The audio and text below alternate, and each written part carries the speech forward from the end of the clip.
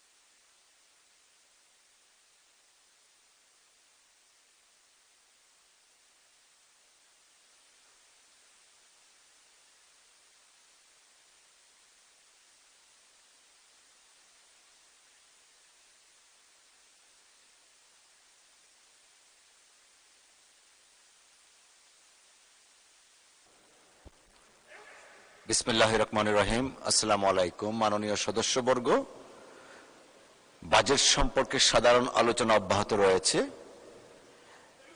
আমি আসলে গতদিন পরিচালনার সময় আমাদের যশোর 1 আসন থেকে নির্বাচিত মাননীয় সদস্যের একটু সময় আজান পড়েছিল, যে কারণে ওনার বক্তব্য সমাপ্ত করতে পারেননি। যে কারণে আপনি কি আছেন যশোর 1 আসনের মোহাম্মদ? জি, আপনি যদি চান তাহলে আজানের কারণে আপনাকে দিতে পারেনি, 2 মিনিট এখন বলতে পারেন, তারপরে আমি লিস্টে চলে যাব। 2 মিনিটস। আপনি বলছিলেন যে আপনার এলাকার বিষয় বলতে পারেননি। 2 মিনিট প্লিজ। Thank you. বিসমিল্লাহির রহমানির রহিম। মাননীয় স্পিকার, আপনাকে অশেষ ধন্যবাদ। আমার উপজেলার অবৈধ দখলদারিত্বের কারণে বেতনা সহ সকল খালি বর্ষার পানি নিষ্কাশনের অযোগ্য হয়ে পড়েছে। এছাড়াও অসৎ মাছ ব্যবসায়ীরা অন্যায়ভাবে শতসহস্র ভেড়ি করেছে, যার ফলে সারসার আমন মৌসুমে মানুষ 3/2 অংশ জমির ফসল হতে বঞ্চিত থাকে। এ সকল নদী ও খাল অবিলম্বে পুনঃখননের অতীব জরুরি। পাশাপাশি অন্তত 5টি স্লুইস গেটও অতীব জরুরি। সড়ক বিষয়ে আমার দাবি, যানজট, জীবনহানি ও পণ্য পরিবহনে দুঃসহ হয়রানি হতে লক্ষ লক্ষ মানুষের মুক্তির জন্য যশোর হতে বেনাপোল সীমান্ত 36 কিলোমিটার 6 লেনে এবং নাবারণ হতে সাতক্ষীরার ভোমরা সীমান্ত 56 কিলোমিটার অন্তত 4 লেনে উন্নীত করা হোক। ব্রিজ নির্মাণ সম্পন্ন কাজে বাধা অপসারণ। সারসার কাজিরবেড় ও গাতিপাড়ায় 2টি ব্রিজ নির্মাণ কাজ 22 সালে শুরু হয়ে 5-এর 4 অংশ নির্মাণ শেষ হলেও একটি মামলার কারণে কাজ বন্ধ আছে। ফলে 6টি ইউনিয়নের মানুষের চলাচল ও ব্যবসা বাণিজ্য ক্ষতিগ্রস্ত হচ্ছে। মামলাটি ভ্যাকেট হওয়া অতীব জরুরি। শিক্ষা প্রতিষ্ঠান। সারসা উপজেলায় 20 থেকে 25 বছর বিনা বেতনে শিক্ষকগণ সেবা দিয়ে যাচ্ছেন, এমন সব প্রতিষ্ঠানগুলোকে এমপিওভুক্তকরণের আবেদন জানাচ্ছি। সেগুলি হলো: 1, কন্দরপুর, নিশ্চিন্তপুর, বড় আসরা ও গয়া 4টি দাখিল মাদ্রাসা, রায়পুকুর ও বাহাদুরপুর 2টি মহিলা দাখিল মাদ্রাসা, রুদ্রপুর ও গোড়পাড়া 2টি নিম্ন মাধ্যমিক বিদ্যালয়। 2, নিম্ন মাধ্যমিক বিদ্যালয় থেকে মাধ্যমিক স্তরে উন্নয়ন, সারসা, সারাতলা ও গোগা 3টি বালিকা বিদ্যালয় এবং ভবারবেড় হাবিবুর রহমান মাধ্যমিক বিদ্যালয়। 3, গোড়পাড়া। মাননীয় সদস্য, আপনাকে অসংখ্য ধন্যবাদ। দয়া করে আসন গ্রহণ করুন। আলোচনায় অংশগ্রহণ করবেন গাজীপুর 1 আসন থেকে নির্বাচিত মাননীয় সদস্য জনাব মোহাম্মদ মজিবুর রহমান। জনাব মোহাম্মদ মজিবুর রহমান। গাজীপুর 1 নেই, আপনি তো বললেন আছে। নেত্রকোনা 2 আসন থেকে নির্বাচিত মাননীয় সদস্য জনাব মোহাম্মদ আনোয়ারুল হক। জনাব মোহাম্মদ আনোয়ারুল হক, আপনার সময় 6 মিনিট। ধন্যবাদ। আপনাকে অসংখ্য ধন্যবাদ। আজ এই মহান সংসদে 2026-27 অর্থ বছরের প্রস্তাবিত বাজেটের উপর আলোচনার সুযোগ করে দেওয়ার জন্য। তবে প্রথমেই আমি বলে রাখছি যে মাননীয় স্পিকার মাত্র 6 মিনিট সময় দিয়েছেন, এলাকার কোথায় কখন বলবো আর বাজেট নিয়ে কথা কখন বলবো। শুরুতেই বলে রাখছি, আমাকে 2-3 মিনিট সময় একটু বাড়িয়ে দিবেন, প্রতিবেশী হিসাবে হকটা আদায় করবেন।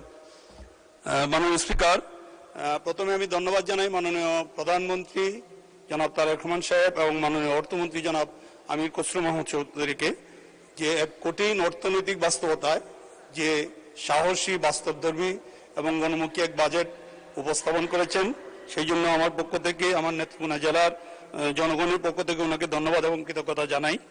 যে আমরা জানি যে বাজেট শুধু একটা আয় ব্যয়ের হিসাব না, সেটা আমাদের 20 কোটি মানুষের আশা আকাঙ্ক্ষা, জীবনযাপনের প্রতিচ্ছবি।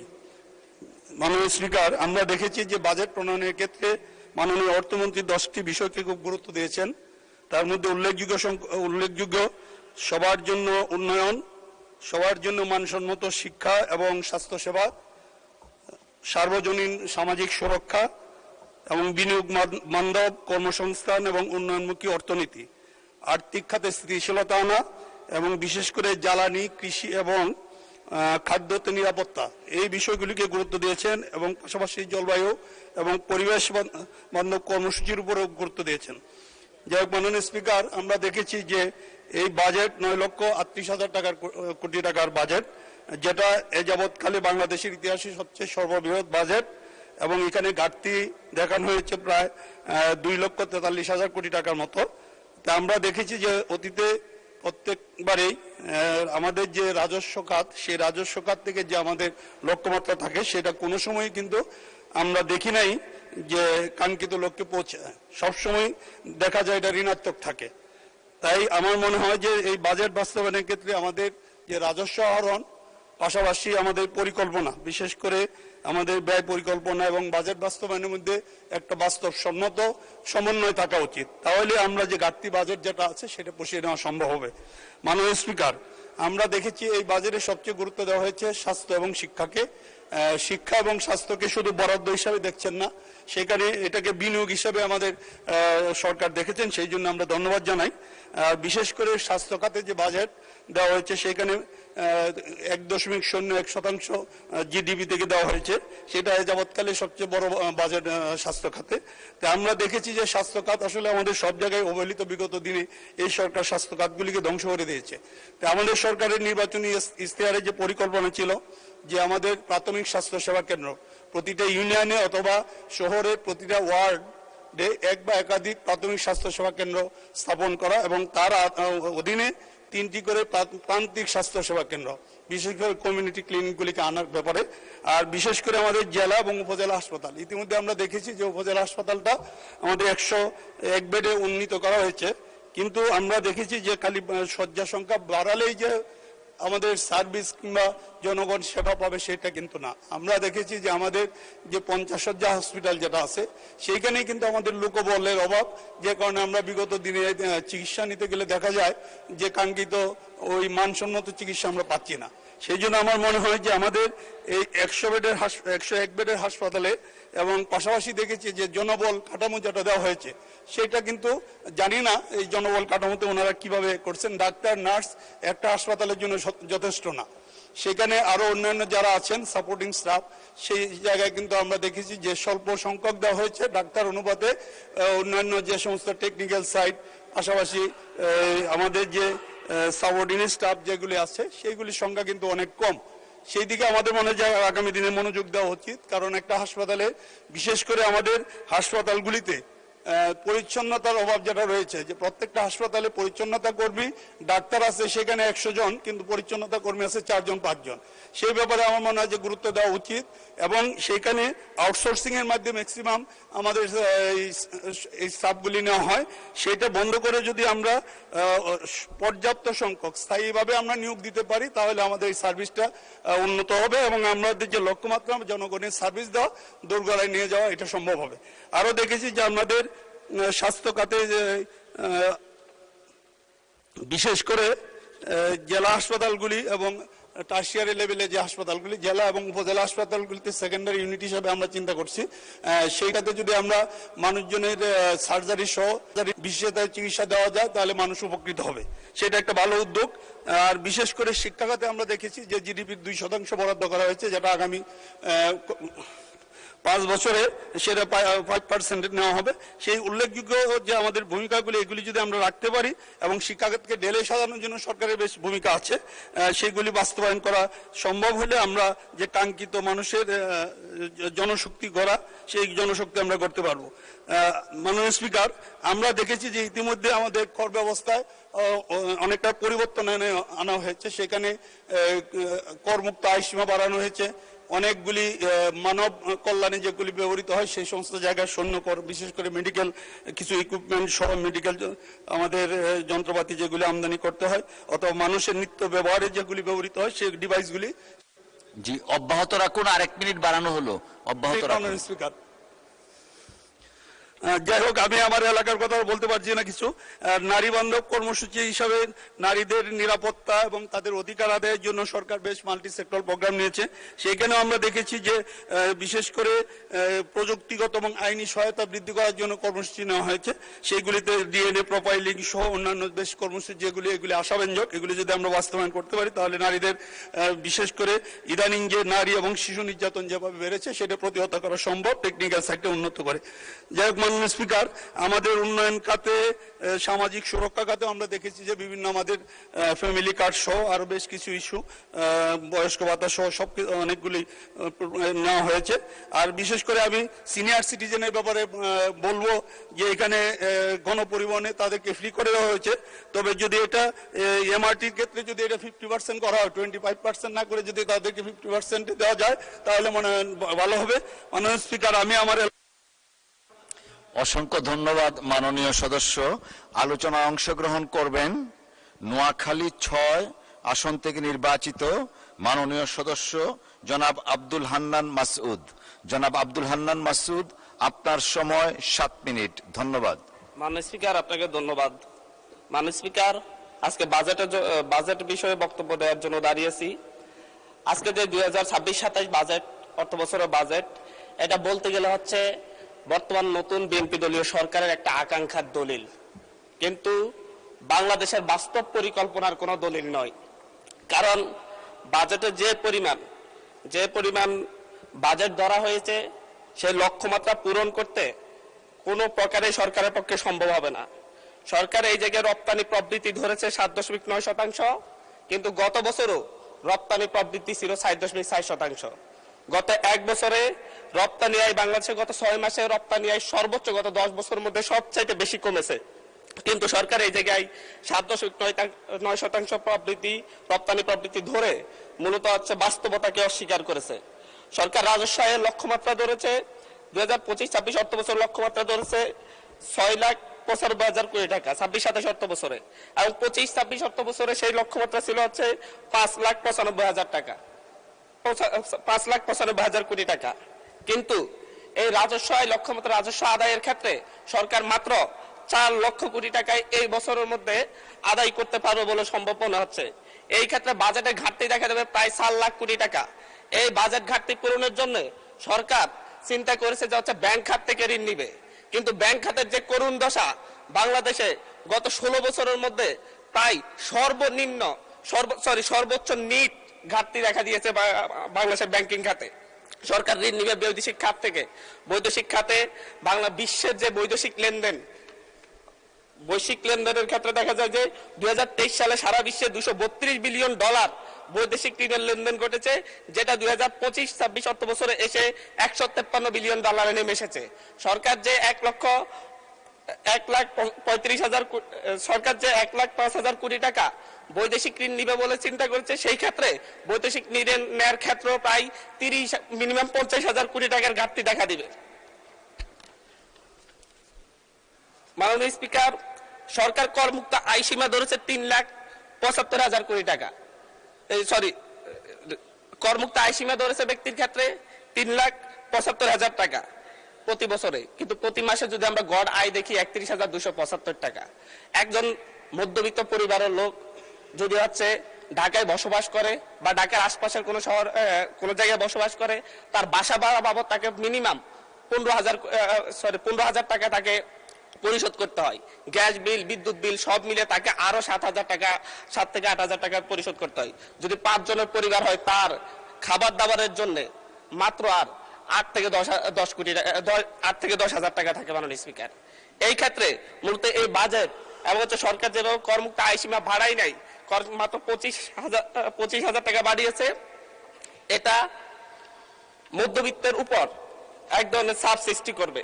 সরকার খাদ্য নিরাপত্তা নিশ্চিতের ক্ষেত্রে বারবার বলেছে খাদ্য নিরাপত্তা নিশ্চিত করবে, কিন্তু সেই ক্ষেত্রে এডিপি বরাদ্দ, কৃষি বরাদ্দ 7.7% থেকে নেমে 3.6% নির্ধারণ করা হয়েছে। এর মধ্য দিয়ে বাংলাদেশ মারাত্মক খাদ্য নিরাপত্তার হুমকির মুখে পড়বে। পাশাপাশি হচ্ছে বাংলাদেশের খাদ্য উৎপাদনের পরে যে মধ্যস্বত্বভোগীরা যে পরিমাণ সাদাবাজ এবং হচ্ছে সাদাবাজদের মাধ্যমে এবং মধ্যস্বত্বভোগীদের মাধ্যমে 10 টাকার পণ্য যেভাবে 70 টাকায় রূপান্তরিত হয়, সেটা বন্ধ করার ব্যাপারে, নিয়ন্ত্রণ করার ব্যাপারে সরকারের কোনো পদক্ষেপ আমরা লক্ষ্য করতেছি না মাননীয় স্পিকার। মাননীয় স্পিকার, আমরা আজকে এই 24 পরবর্তী এই সংসদে এসে আমরা একটা খ্যাতির বিড়ম্বনা দেখতে পাচ্ছি মাননীয় স্পিকার। সর্বশেষ এরকম খ্যাতির বিড়ম্বনা দেখা গিয়েছে এবং শেখ মুজিবুর রহমানের ক্ষেত্রে যেদিকে তাকিয়েছে, শিক্ষা প্রতিষ্ঠানের নাম বলেন, বিশ্ববিদ্যালয়ের নাম বলেন, রাস্তাঘাটের নাম বলেন, সব শেখ মুজিবুর রহমানের নামে। শেখ মুজিবুর রহমান মৃত ছিলেন, উনি হয়তো জানতেন না ওনার নামে সব জায়গায় এত কিছুর নামকরণ করা হয়েছে, কিন্তু আমাদের এই সংসদে একজন প্রতিমন্ত্রীর সেই খ্যাতির বিড়ম্বনা আমরা দেখতে পাচ্ছি। উনি কিছুই জানেন না, কিন্তু 10-12টা শিক্ষা প্রতিষ্ঠানের নাম ওনার পরিবারের নামে হয়ে যায়, রাস্তাঘাটের নাম হয়ে যায় এবং এমনকি ইউনিয়নের নাম পর্যন্ত হয়ে যায়। এটা একটা মিরাকল মাননীয় স্পিকার। মাননীয় স্পিকার, আমরা এমন এক মিরাকল সংসদে আছি যে সংসদ আমরা প্যাসিবাদকে উৎখাত করে আমরা এই সংসদে এসেছি, সকলেই কম বেশি নির্যাতিত হয়েছে, কিন্তু আমরা দেখতে পাচ্ছি যে সীমান্ত হত্যা নিয়ে ভারতের দালালি যেভাবে হচ্ছে, ভারতের দালালি যেভাবে আওয়ামী সরকার করত, ফ্যাসিবাদী সরকার করত, ঠিক একইভাবে আমাদের এই সংসদের বিভিন্ন মন্ত্রীরাও একই ধরনের ভারতীয় ভাষায় কথা বলে এবং ফ্যাসিবাদী স্বরাষ্ট্রমন্ত্রী যেভাবে বক্তব্য দিতেন, আমাদের স্বরাষ্ট্রমন্ত্রী সে একইভাবে বক্তব্য দিচ্ছেন যে মাননীয় স্পিকার, সকল সীমান্ত হত্যাকে সীমান্ত হত্যা বলা যাবে না। আমরা বলছি প্রত্যেকটা সীমান্ত হত্যাই হত্যা, প্রত্যেকটা সীমান্ত হত্যাই আমাদের সার্বভৌমত্বের জন্য হুমকি। মাননীয় স্পিকার, মাননীয় স্পিকার, বাংলাদেশে আমরা 2024-এর পরবর্তী এতদিন আমরা মব কালচারের কথা বলেছে যে হচ্ছে ডক্টর ইউনূস সরকারের সময় মব কালচার অনেক বৃদ্ধি পেয়েছে, কিন্তু আমরা দেখতে পাচ্ছি বাংলাদেশ ব্যাংকে মব সৃষ্টি করে গভর্নরকে বের করে দেওয়া হচ্ছে। আমরা দেখতে পাচ্ছি বাসুসে মব সৃষ্টি করে বাসুসের এমডিকে বের করে দেওয়া হয়েছে। কেন? সরকার ক্ষমতায় আছে, সরকার কেন মব সৃষ্টি করে বের করতে হবে? সরকার তো তাদেরকে প্রত্যাহার করে নিলেই বা চাকরি চুক্তিভিত্তিক চাকরি নিয়োগ বাতিল করলে হয়ে যায়। এই ক্ষেত্রে সরকার মবের আশ্রয় নিয়েছে। গত 4 মাসে 17 জন শিশুকে ধর্ষণের পর হত্যা করা হয়েছে, 118 জন শিশুকে ধর্ষণ করা হয়েছে, কিন্তু আমরা দেখছি যে এবং সারা বাংলাদেশে এই ধর্ষণের সংখ্যা প্রায় 5 শতাধিক এবং সারা বাংলাদেশে 6 শতাধিক খুনের ঘটনা ঘটেছে। আমরা স্বরাষ্ট্রমন্ত্রীকে এখানে প্রেমজনিত একটা শিবির নেতার ব্যাপারে আমরা এখানে বিবৃতি দিতে দেখেছি, কিন্তু মাননীয় স্পিকার, আমরা ওনার নিজ আসনে ডাকাতির পরে মা মেয়েকে যে দর্শনের ঘটনা করছে সেটার বিবৃতি আমরা এই সংসদে দেখি না। মাননীয় স্পিকার, মাননীয় স্পিকার, বাংলাদেশের ন্যায় বিচার সুবিচারের কথা বললে সেটা যদি হচ্ছে একপাক্ষিক হয়ে যায়, দলীয় হয়ে যায়, আরো বড় সমস্যা। আমি এই সংসদে বলেছিলাম আমার এলাকায় অভিযোগ উঠেছে সাপলাকলিতে ভোট দেওয়ার কারণে বিএনপির লোকজন একজন নারীকে দর্শন করেছে, আজ পর্যন্ত এটার কোনো সরকারি তদন্ত রিপোর্ট নাই। এই ব্যাপারে আমাদের স্বরাষ্ট্রমন্ত্রী এখানে দাঁড়িয়ে কোনো ব্যাখ্যা দিবেন কিনা মাননীয় স্পিকার আমি জানি না। মাননীয় স্পিকার, আমাদের এই একটা বাজেটে ঠিক পূর্ব বাজেট ঘোষণার পর দিনই বাংলাদেশে নিত্য পণ্যের দাম বৃদ্ধি হয়ে গেছে। চালের কেজি বেড়ে গেছে 7 টাকা, আমাদের তেলের লিটারে বেড়েছে 5 টাকা, কিন্তু হচ্ছে আমরা সরকার বলছে জনগণের আস্থা ফিরে এসেছে। কিন্তু মাননীয় স্পিকার, আমাকে আরো 3 মিনিট সময় বাড়িয়ে দিবেন, আমি এই কথাগুলো বলতে চাচ্ছি জনগণের হয়ে। মাননীয় সদস্য, সম্মানিত বিরোধী দলীয় চিফ হুইপ 7 মিনিট দিয়েছেন আপনাকে সময়, তারপরেও আমার ডিসক্রিপশনে আরো 1 মিনিট বাড়ানো হলো। ধন্যবাদ।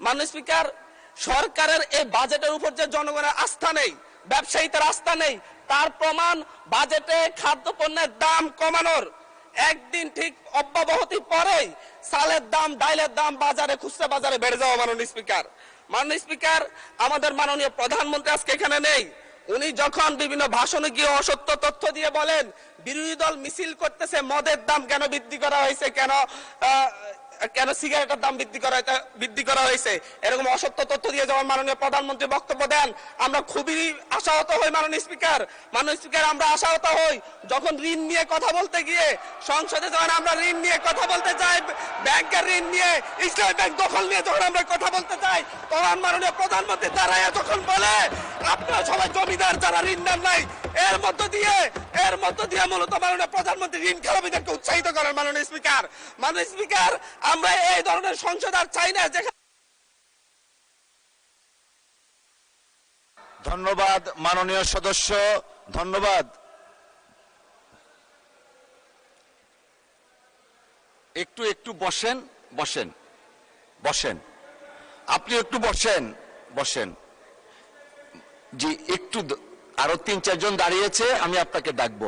সবাই একটু ধৈর্য সহকারে বসি আমরা please. Thank you. Mister Joynul Abedin Faruk, মাননীয় সদস্য। অর্ডারে আপনার ডিসকাশন আছে, আপনি এটা দিতে পারেন, যেহেতু সংসদ নেতাকে নিয়ে কথা বলা হয়েছে। আমি আপনাকে বিনীত অনুরোধ করব, আমরা যেমন তেমনি দাঁড়াই না, যখন একটা অসত্য তথ্য এই সংসদে উপস্থাপন করা হয় তখনই আমাদের সদস্যের পক্ষ থেকে কথাটা বলার দরকার। সেজন্য আপনার অনুমতি চাই। মাননীয় স্পিকার, মাননীয় সদস্য একটু আপনি যেহেতু মাননীয় প্রধানমন্ত্রীর কথা বলেছেন, মাননীয় সদস্য মির্জা ফখরুল ইসলাম আলমগীর সাহেব কিছু বলবেন কিনা এই বিষয়ে, যদি আপনি ডেলিগেট করেন ওনাকে দিতে পারি।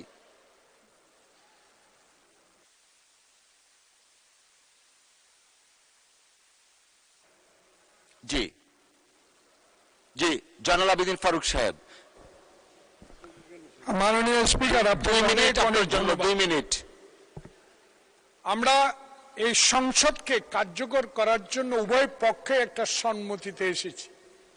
এই সংসদে কোনো অসত্য বাক্য উত্থাপন করা হোক বা এমন কথা বলা না হোক যে কথায় আমাদের মান সম্মান হানি হয়, সংসদ নেতাকে কটূক্তি করা হয়। এ বিষয়ে আজকে নতুন প্রজন্মের জুলাই আন্দোলনের নেতা, উনি আমাদের নোয়াখালী অঞ্চলের মাননীয় সংসদ সদস্য, উনি একটি বক্তব্য রেখেছেন। এটাতে আমরা খুবই ক্ষুব্ধ, কারণ আমাদের নেতা উড়ে এসে নাই।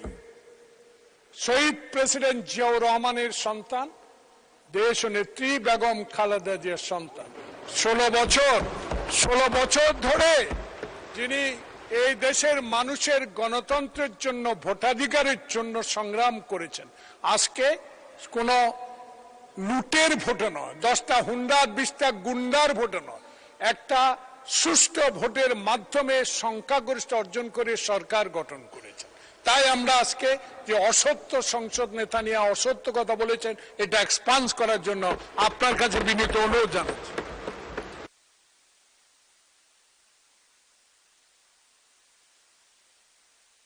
মাননীয় বিরোধী দলীয় চিফ হুইপ, আমরা আসলে বিতর্কে যেতে চাচ্ছি না, একটা বক্তব্যের প্রেক্ষিতে উনি বক্তব্য দিয়েছেন।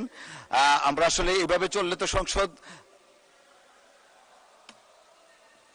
আচ্ছা 1 মিনিট আপনাকে সময় দেয়া হলো। মাননীয় স্পিকার, এখানে মাননীয় সংসদ সদস্য দাঁড়ালেন, তিনি যদি স্পেসিফিক্যালি বলতেন কোন তথ্যটা এখানে অসত্য, উনি তো ওনার বক্তব্যের প্রেক্ষিতে বলেছেন, উনি কিন্তু ঢালাওভাবে বলে গেলেন যে বক্তব্য অসত্য কথা বলা হয়েছে। ওনাকে তো ফ্যাকচুয়ালি বলতে হবে কোন ইনফরমেশনটা এখানে ভুল ছিল। আর মাননীয় সংসদ নেতার কথা যদি বলেন, প্রধানমন্ত্রীও ভুল করতে পারেন।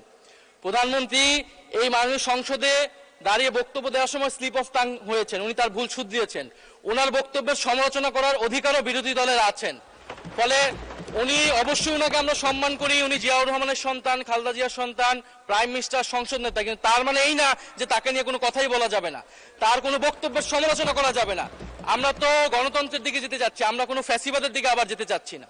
ফলে এটা যাতে মাননীয় স্পিকার আপনি বিবেচনা রাখেন সিদ্ধান্ত নেওয়ার ক্ষেত্রে। জি মাননীয় মন্ত্রী মির্জা ফখরুল ইসলাম আলমগীর। ধন্যবাদ জনাব স্পিকার।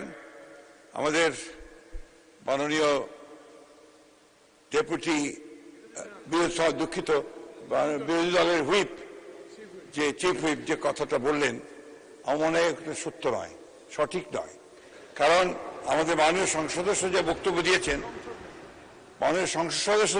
দিয়েছেন, বিরোধী দলের, সেই বক্তব্যের মধ্যে তিনি সুনির্দিষ্টভাবেই বলেছেন যে আমাদের সংসদ নেতা প্রধানমন্ত্রী তিনি অসত্য বক্তব্য দিয়েছেন।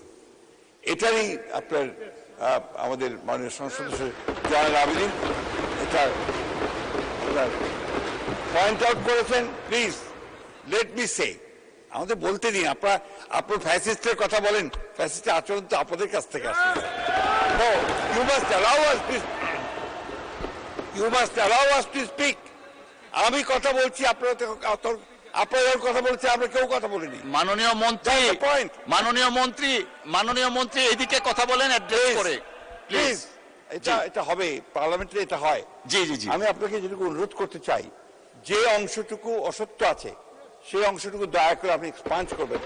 কারণ আমাদের সংসদ নেতার বক্তব্য সম্পর্কে কোন অসত্য বক্তব্য এখানে মেনে নেওয়া যাবে না মাননীয় স্পিকার। ধন্যবাদ। ধন্যবাদ মাননীয় সদস্যবর্গ। আমরা হান্নান মাসুদ সাহেব, আপনার টাইম ইজ আপ, প্লিজ বসেন। এইভাবে সংসদে যখন খুশি তখন দাঁড়াবেন, that is not the norm. Please take your seat mister Hannan Masood. মাননীয় সদস্য দয়া করে আপনি বসুন, দয়া করে বসুন। হান্নান মাসুদ দয়া করে বসুন।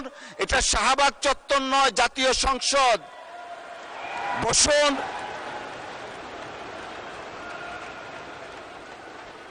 May I humbly request you to take your seat, please? আপনি বসেন।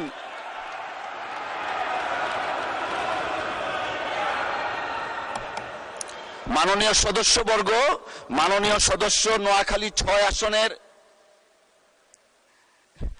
বিরোধী দলীয় নেতা দাঁড়াতে দিতে হয়। জি বলেন।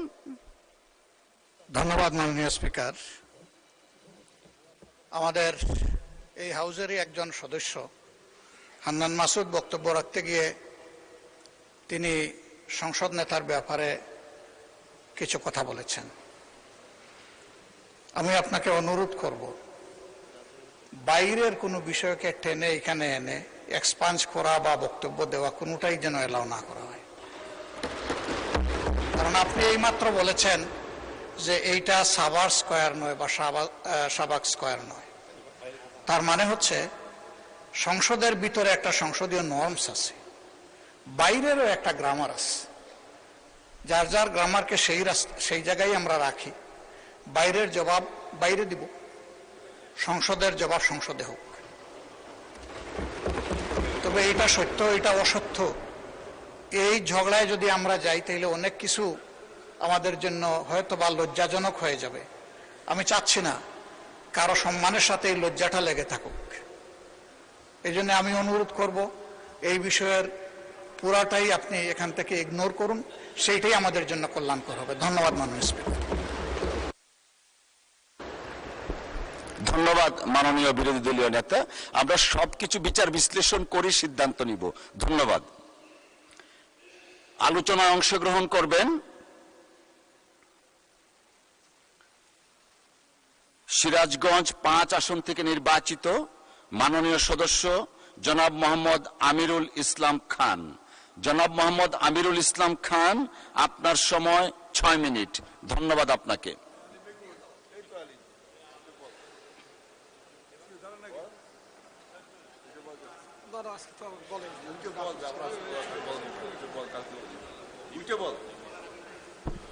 মাননীয় স্পিকার, আপনাকে ধন্যবাদ। আসলে হুইপ সাহেবের সাথে আমার কথা হয়েছিল, আগামী সপ্তাহে উনি আমাকে সময় দিবেন। আপনিও সেই সময়টা বহাল রাখলে আমি খুশি হব। ধন্যবাদ। না, অসংখ্য ধন্যবাদ মাননীয় সদস্য। আসলে আপনার সিরিয়ালে নাম আছে, সেই সিরিয়াল আমরা অগ্রসর হয়েছি। আমি জানি না পরবর্তীতে আপনার নাম আসবে কিনা তালিকায়, but it's not a good practice. আলোচনা অংশগ্রহণ করবেন কুমিল্লা 5 আসন থেকে নির্বাচিত মাননীয় সদস্য জনাব মোহাম্মদ জসিম উদ্দিন। জনাব মোহাম্মদ জসিম উদ্দিন।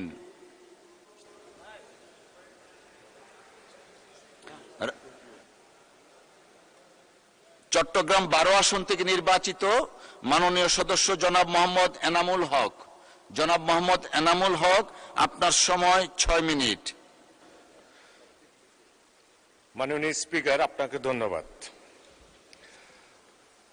আজকের বাজেট অধিবেশনে আমাকে 2026-2027 অর্থ বছরের বাজেট আলোচনায় অংশগ্রহণ করার জন্য সুযোগ দেওয়ার জন্য আপনাকে আবারও ধন্যবাদ জানাচ্ছি। আমি আন্তরিকভাবে ধন্যবাদ জানাই আমাদের সংসদ নেতা মাননীয় প্রধানমন্ত্রী জনাব তারেক রহমানের নির্দেশনায় চট্টলার কৃতি সন্তান মাননীয় অর্থমন্ত্রী জনাব আমির খসরু মোহাম্মদ চৌধুরীকে, যিনি আজকে একটা বাজেট বাংলাদেশের জনগণের জন্য, কৃষকদের জন্য, ব্যবসায়ীদের জন্য, সর্বস্তরের জনগণের জন্য একটা সুন্দর বাজেট পেশ করার জন্য আমি ধন্যবাদ জানাই। মাননীয় স্পিকার, আজকে আমি স্মরণ করতে চাই স্বাধীনতার ঘোষক, বহুদলীয় গণতন্ত্রের প্রবক্তা শহীদ প্রেসিডেন্ট জিয়া রহমানকে। আমি আরো স্মরণ করতে চাই আমাদের মা মরহুমা 3 বারের প্রধানমন্ত্রী দেশনেত্রী বেগম খালেদা জিয়াকে। আমি কৃতজ্ঞতা জানাই আজকে আমাকে এই বাজেট অধিবেশনে আসার যিনি সুযোগ করে দিয়েছেন, আমার সংসদীয় আসন চট্টগ্রামের 12 পটিয়ার সর্বস্তরের জনগণের প্রতি এবং আল্লাহর কাছে শুকরিয়া আদায় করি। মাননীয় স্পিকার, এই বাজেটে আমরা যেটা দেখতে পেয়েছি, প্রতিটা সপ্তাহে আমরা আমার সংসদীয় আসনে আমরা যাই, সাধারণ মানুষের সাথে কথা বলি, সবাই কিন্তু এই বাজেটকে নিয়ে উৎফুল্ল। তারা 60টি পণ্যর যে দ্রব্যমূল্য শুল্ক হ্রাস করা হয়েছে, সেই জন্য আমাদের সাধারণ মানুষ কোনোভাবেই যে খুশিতে আছে সেটা কিন্তু আমরা যারাই এলাকায় যাই তারা বুঝতে পারে। এখানে অনেক সদস্য বলেছেন চাউলের দাম বৃদ্ধি পেয়েছে, অন্যান্য দ্রব্য সামগ্রীর দাম বৃদ্ধি পেয়েছে। এটা সম্পূর্ণ আমি মনে করি সত্য নয়। বাংলাদেশে আজকের যে চাউলের বাজার, এটা অতীতে কিন্তু এই বাজার ছিল না। দ্রব্যমূল্য, চাল, ডাল, তেল, লবণ সহ যে 60টি পণ্যের দাম কমানো হয়েছে, যার কারণে সাধারণ মানুষের ক্রয় ক্ষমতার ভিতরে আছে। মাননীয় স্পিকার, এখানে শিক্ষা খাতে যে একটা বরাদ্দ রাখা হয়েছে, অতীতের পেশিবাদী সরকার যে শিক্ষা ব্যবস্থাকে ধ্বংস করা হয়েছে, সেই ধ্বংস থেকে এই বাজেটেই শিক্ষাকে উন্নত করার জন্য এই বাজেটে যথেষ্ট। কারণ শিক্ষাই জাতির মেরুদণ্ড, এই মেরুদণ্ডকে সোজা করার জন্য আমাদের শিক্ষা খাতে যে মাননীয় অর্থমন্ত্রী বাজেট ঘোষণা করেছে, সেটা আমি মনে করি আমাদের বাংলাদেশের সর্বস্তরের জনগণের জন্য একটা উদাহরণ সৃষ্টি করা হবে। কৃষকদের জন্য বাজেট দেওয়া হয়েছে, কৃষিখাতে যে বরাদ্দ রাখা হয়েছে, আজকে বাংলাদেশ কৃষক বাঁচলে বাংলাদেশ বাঁচবে, সেই স্লোগানে আমাদের মাননীয় প্রধানমন্ত্রীর যে স্লোগান ছিল, আমাদের যে নির্বাচনী প্রতিশ্রুতি ছিল কৃষকদের কাছে, আজকে এই বাজেটেই প্রতিফলিত হয়েছে।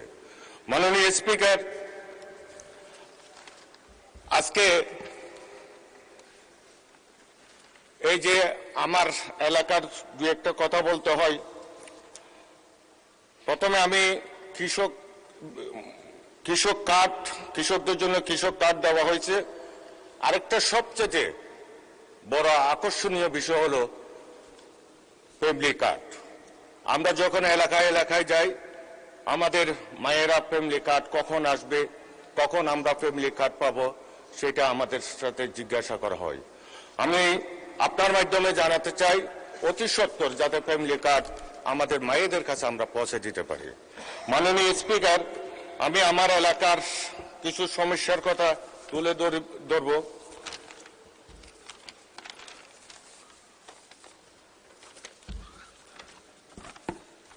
এখানে পটিয়া প্রায় 150 বছরের একটা আদালত। বর্ষার দিনে ওখানে বিচার কার্য সম্পন্ন করা যায় না বৃষ্টির পানির কারণে। এটা আমি সংসদে, মহান জাতীয় সংসদে আরেকবার বলা হয়েছে, এই পটিয়া আদালতকে বহুতল ভবন করার জন্য আমি জোর দাবি জানাচ্ছি। পটিয়া ম্যাজিস্ট্রেট কোর্টের নতুন ভবন নির্মাণের জন্য জানাচ্ছি। পটিয়া পৌরসভাকে আধুনিক ডাম্পিং স্টেশন করার জন্য আমি দাবি জানাচ্ছি। মাননীয় স্পিকার, পটিয়া কোনো বালক উচ্চ বিদ্যালয় নেই। এখানে 2টা সরকারি স্কুলে সরকারিকরণের জন্য আমি জোর দাবি জানাচ্ছি। পশ্চিম পটিয়ায় ফায়ার সার্ভিস স্টেশন নির্মাণের জন্য দাবি জানাচ্ছি এবং পশ্চিম পটিয়ায় আরেকটা পৌরসভা করার জন্য আমি দাবি জানাচ্ছি। মাননীয় স্পিকার, আমরা কারিগরি শিক্ষার জন্য আমাদের মাননীয় স্পিকার আমাকে আর একটু সময় দেন। পটিয়ার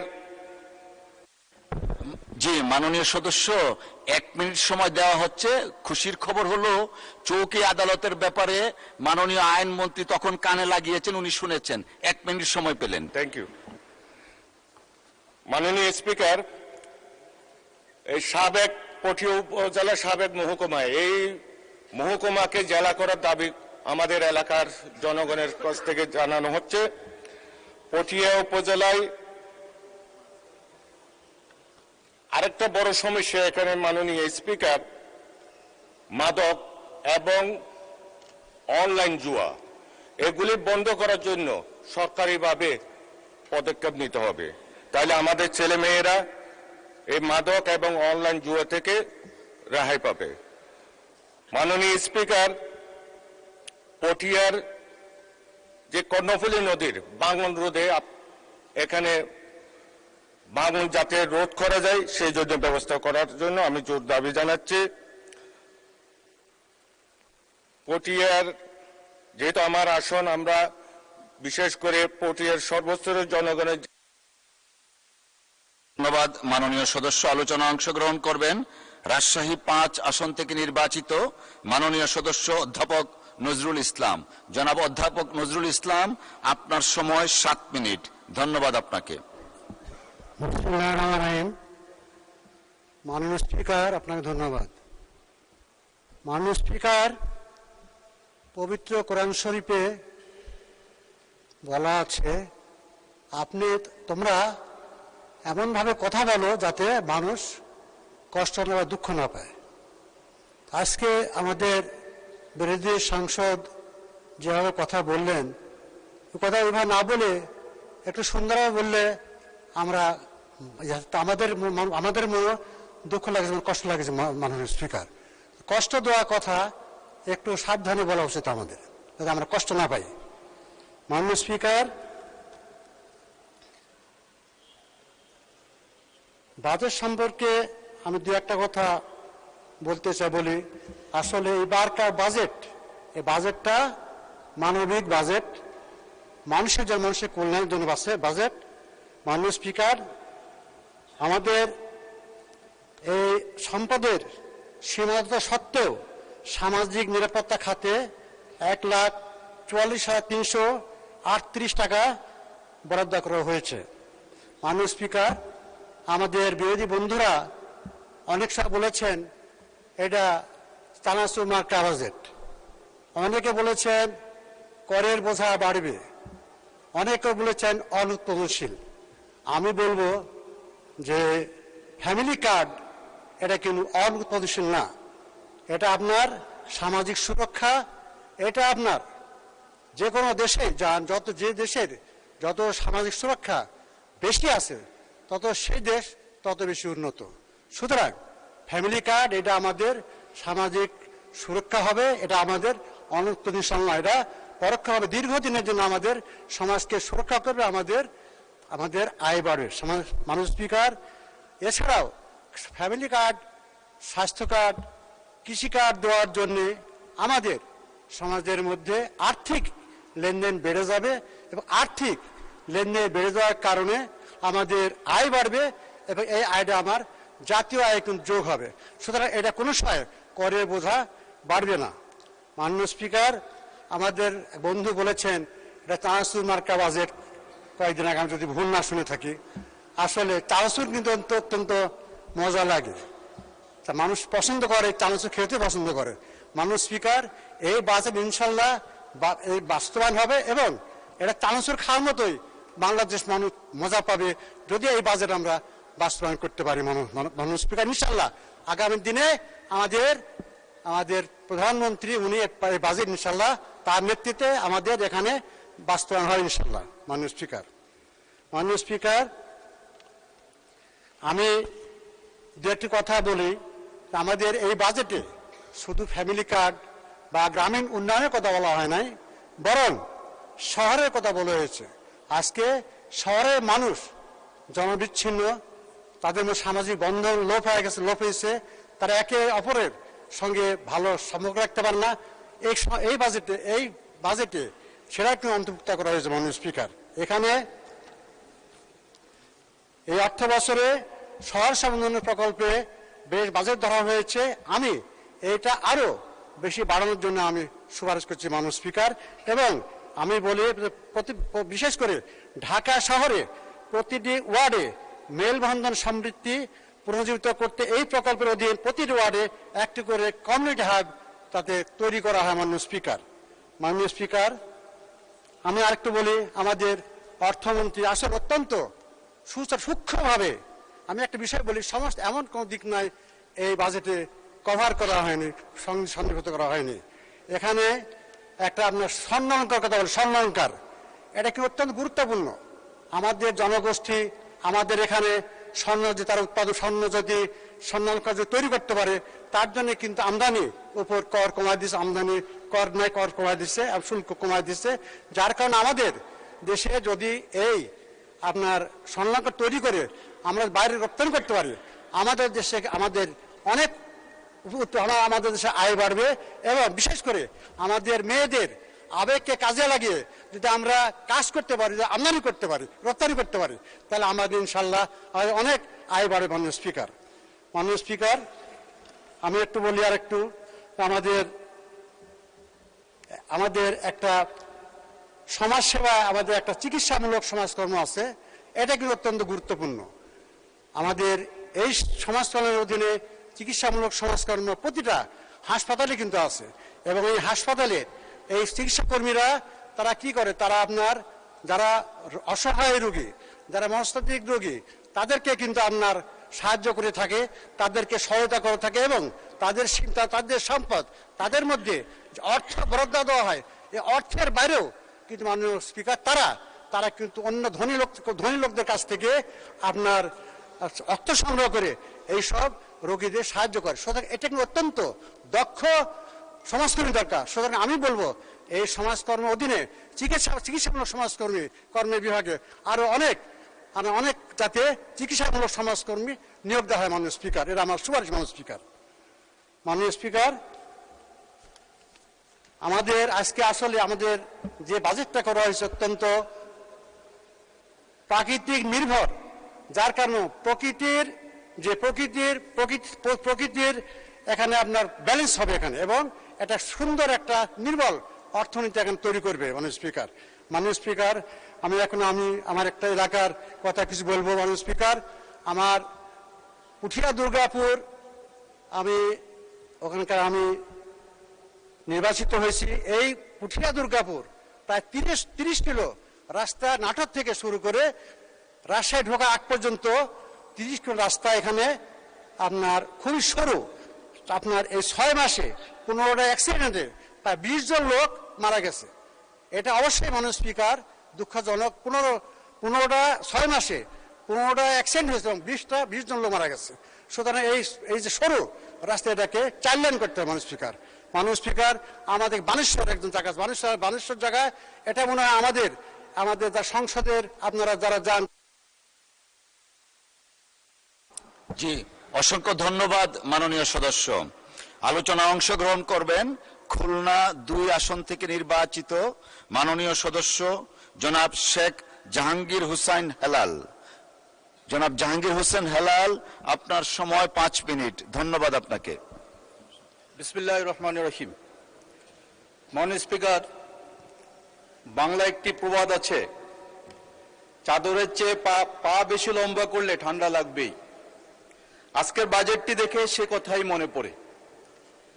রাজস্ব আহরণ, বিনিয়োগ, কর্মসংস্থানের বাস্তব চিত্র বিবেচনা না করেই এমন সব লক্ষ্য নির্ধারণ করা হয়েছে যা উচ্চাবিলাসী হলেও বাস্তবায়নযোগ্য কিনা সে বিষয়ে যথেষ্ট সন্দেহ থাকবে। মাননীয় স্পিকার, এই বাজেট অনেকটা আকাশ কুসুম কল্পনার মতো, বাস্তবতার মাটিতে দাঁড়িয়ে নয়, বরং কল্পনার আকাশে উড়ে এই বাজেট তৈরি করা হয়েছে। এই বাজেটে রাজস্ব আয়ের যে লক্ষ্য ধরা হয়েছে তা অনেকটা ঘোড়ার আগে গাড়ি জুড়ে দেওয়ার মতো। আয়ের নিশ্চয়তা ছাড়াই ব্যয়ের বিশাল লক্ষ্য নির্ধারণ করা হয়েছে। এই বাজেট অনেকটা হাতির বোঝা ছাগলের ঘাড়ে চাপানোর মতো। অর্থনীতির বর্তমান সক্ষমতার তুলনায় লক্ষ্যমাত্রা অত্যন্ত উচ্চাভিলাষী। মজবুত ভিত্তি ছাড়া সুস্থ ভবন দাঁড়ায় না। মাননীয় স্পিকার, এই বাজেটে বড় বড় লক্ষ্য নির্ধারণ করা হয়েছে, কিন্তু বাস্তবায়নের ভিত্তি অত্যন্ত দুর্বল। মাননীয় স্পিকার, আজ আমি 2026-27 অর্থ বছরের বাজেট নিয়ে একটি গুরুত্বপূর্ণ বিষয়ে সরকারের দৃষ্টি আকর্ষণ করতে চাই। সেটি হলো ক্ষুদে বিজ্ঞানী, উদ্ভাবক ও তরুণ গবেষকদের জন্য বাজেটে দৃশ্যমান কোনো বরাদ্দ, কর্মসূচি বা নীতিগত নির্দেশনা না থাকা। একটি প্রবাদ আছে, আজকের শিশু আগামী দিনের নেতৃত্ব। আমি বলবো, আজকের ক্ষুদে বিজ্ঞানীরাই আগামী দিনে প্রযুক্তিবিদ, গবেষক, উদ্ভাবক, অথচ বাজেটে তাদের জন্য আলাদা কোনো পরিকল্পনা চোখে পড়ে না। বিশ্বের উন্নত দেশগুলো শিশু ও কিশোরদের বিজ্ঞান চর্চা উৎসাহ দিতে বিশেষ তহবিল গঠন করে, কারণ তারা জানে বিজ্ঞান এবং প্রযুক্তিতে কোনো ব্যয় নয়, এটি ভবিষ্যতের জন্য বিনিয়োগ। আমাদের দেশের বিভিন্ন অঞ্চলে অসংখ্য মেধাবী শিক্ষার্থী রয়েছে যারা স্বল্প খরচে কৃষিযন্ত্র, পরিবেশ বান্ধব প্রযুক্তি কিংবা ডিজিটাল উদ্ভাবন তৈরি করছে, কিন্তু অধিকাংশ ক্ষেত্রে তারা ব্যর্থ, প্রশিক্ষণ এবং সরকারি পৃষ্ঠপোষকতার অভাবে অথবা মাঝপথে তাদের প্রকল্প থেমে যায়। মাননীয় স্পিকার, কবি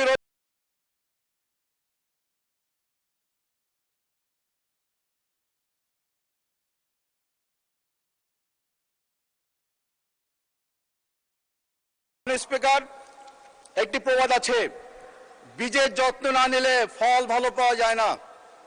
ক্ষুদে বিজ্ঞানীরা হচ্ছে সেই বীজ। তাদের পরিচর্যা না করে আমরা চতুর্থ শিল্প বিপ্লবের নেতৃত্বের আশা করতে পারি না। মাননীয় স্পিকার, তাই আমি সরকারের কাছে জোর দাবি জানাচ্ছি, স্কুল কলেজ পর্যায়ে ক্ষুদে বিজ্ঞানীদের জন্য বিশেষ ইয়াং ইনোভেটর ফান্ড গঠন করা হোক। মাননীয় স্পিকার, বাজেটে ক্ষুদে বিজ্ঞানীদের জন্য সুনির্দিষ্ট কর্ম পরিকল্পনা ও নির্দেশনা অন্তর্ভুক্ত করা হোক। মাননীয় স্পিকার, আমরা যদি শুধু রাস্তাঘাট, ভবন, অবকাঠামো নির্মাণ করি কিন্তু মেধা নির্মাণে যদি বিনিয়োগ না করি তাহলে উন্নয়ন টেকসই হবে না। আজকের ক্ষুদে বিজ্ঞানীর হাতে আগামীর বাংলাদেশের ভবিষ্যৎ। যে জাতি গবেষণায় বিনিয়োগ করে না সে জাতি ভবিষ্যৎকে বন্ধক রাখে। এই উপলব্ধি থেকে এই বাজেটে ক্ষুদে বিজ্ঞানীদের জন্য বিশেষ বরাদ্দ এবং সরকারি পৃষ্ঠপোষকতার দাবি জানাচ্ছি। মাননীয় স্পিকার, 2026-27 অর্থ বছরে বাজেটে বিদেশে কর্মসংস্থান বৃদ্ধির কথা বলা হলেও বিদেশগামী কর্মীদের জন্য সহজ শর্তে ও স্বল্প সুদে ঋণ প্রদানের কোনো নতুন ও যুগোপযোগী উদ্যোগ দেখা যায় না। শুধু প্রবাসী কল্যাণ ব্যাংকের মাধ্যমে ঋণ প্রদানের কার্যক্রম অব্যাহত রাখার কথা বলা হয়েছে। বিদেশে কর্মসংস্থানের ব্যয় ক্রমাগত বৃদ্ধি পাওয়ায় এ খাতে আরও তহবিল ও সহজ ঋণ সুবিধা প্রয়োজন ছিল। মাননীয় স্পিকার, আমি আরেকটি অত্যন্ত গুরুত্বপূর্ণ বিষয় সরকারের দৃষ্টি আকর্ষণ করতে চাই। সম্প্রতি ঋণ খেলাপি ঋণগ্রস্ত বলে উল্লেখ করার প্রবণতা দেখা গেছে। আমি আজ তীব্র বিরোধিতা করি। কাককে কাক না বলে যদি ময়ূর বলি তাতে কাকের চরিত্রের পরিবর্তন হয় না। মাননীয় স্পিকার, আমি আপনার কাছে একটু সময় বাড়িয়ে নিতে চাই মাননীয় স্পিকার, কারণ হচ্ছে আমি এই ঋণ খেলাপের মতো সময় খেলাপি না, সময়গ্রস্ত। মাননীয় স্পিকার, জি, 1 মিনিট বর্ধিত করা হলো, 1 মিনিট। মাননীয় স্পিকার, শুধু শব্দের ব্যবহার ভাষাগত বিষয় না, এর সঙ্গে জড়িত আছে নীতি নৈতিকতা, জবাবদিহিতা।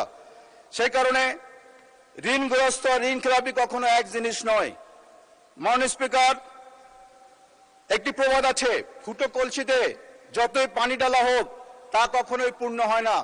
যদি দুর্নীতি বিদ্যমান থাকে আর যত আমরা অর্থনীতির সমৃদ্ধির পরিকল্পনা নেই না কেন, বাংলাদেশ কখনোই দুর্নীতি বিদ্যমান থাকলে অর্থনীতিকে একটি ভালো জায়গায় পৌঁছাতে পারে না। মাননীয় স্পিকার,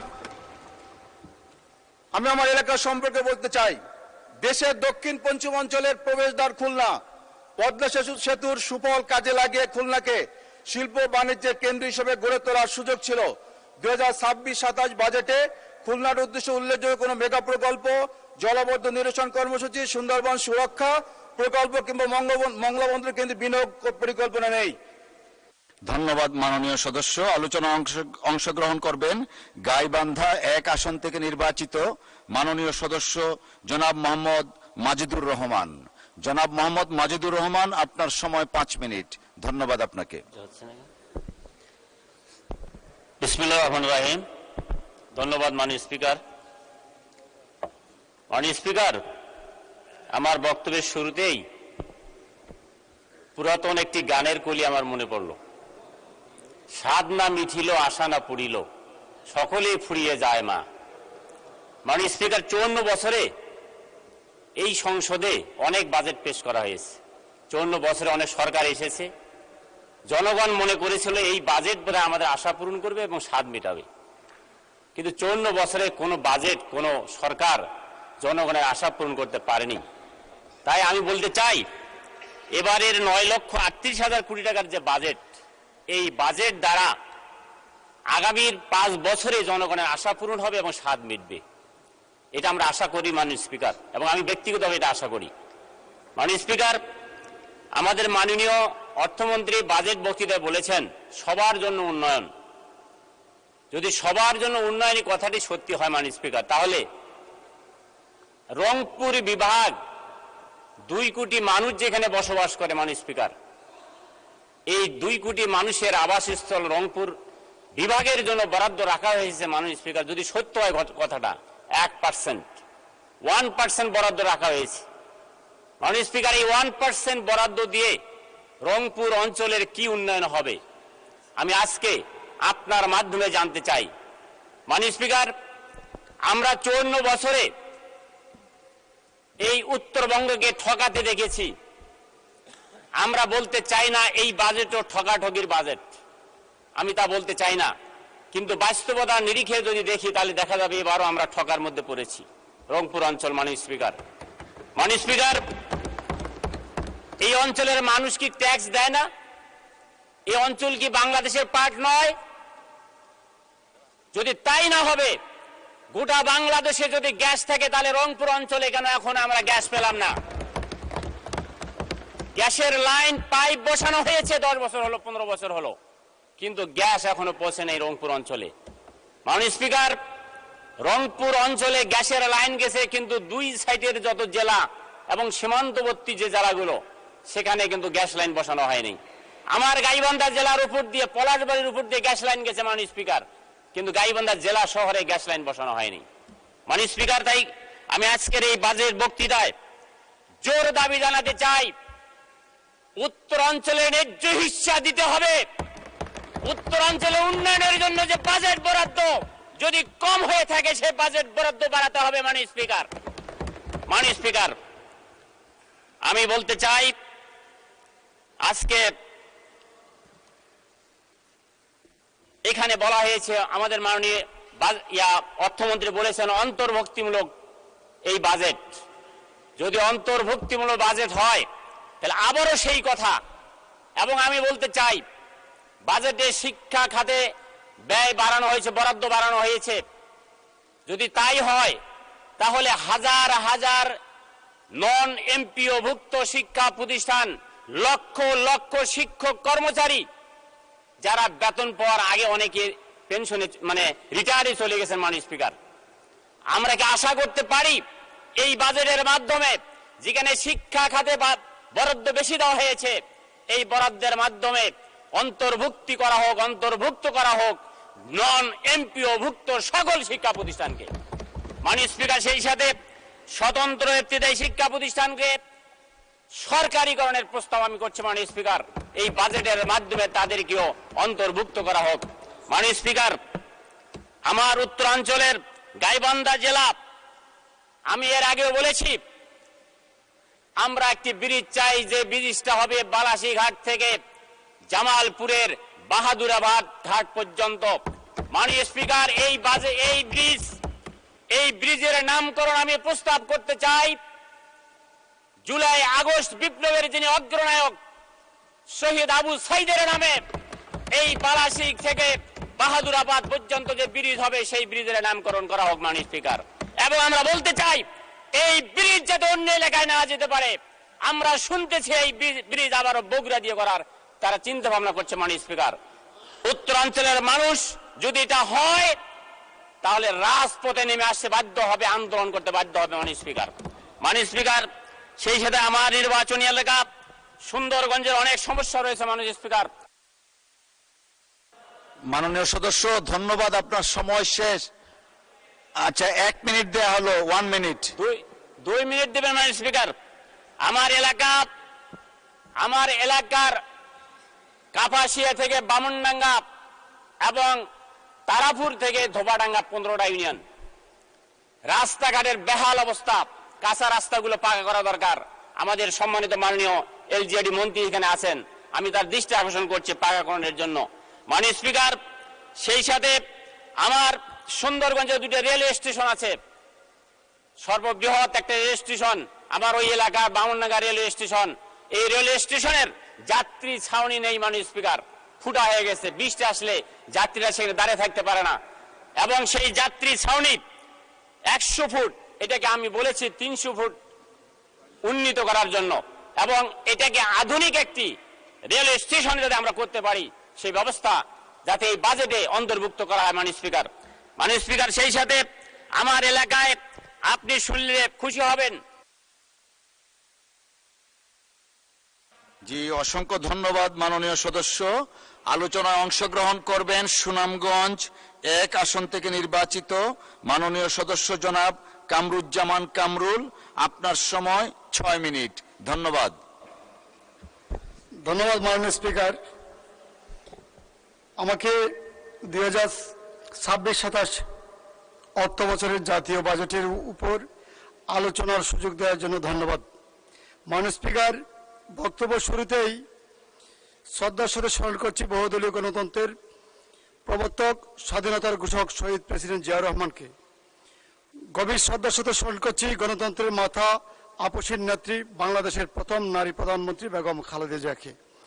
আমি আরও স্মরণ করছি 71 থেকে 52, 52 থেকে 24 পর্যন্ত বিভিন্ন আন্দোলন সংগ্রামে দেশের জন্য যারা প্রাণ দিয়েছেন, যারা আহত হয়েছেন তাদেরকে।